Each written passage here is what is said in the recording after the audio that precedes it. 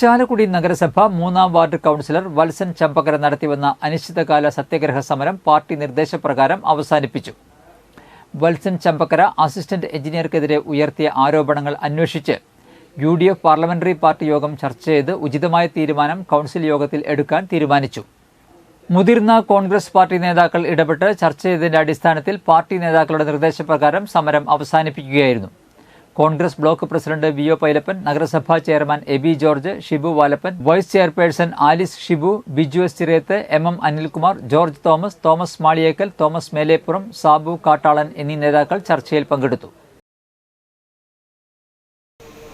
ബഹുമാനപ്പെട്ട 3-ാം ward councillor Valsan Chambakkara ചില ആളുടെ പ്രയാസങ്ങളും പ്രശ്നങ്ങളും പറഞ്ഞ് ഒരു ദിവസം ഇന്നലെ തൊട്ട് ഒരു സമരമായി ഇവിടെ ഇരിക്കുകയായിരുന്നു.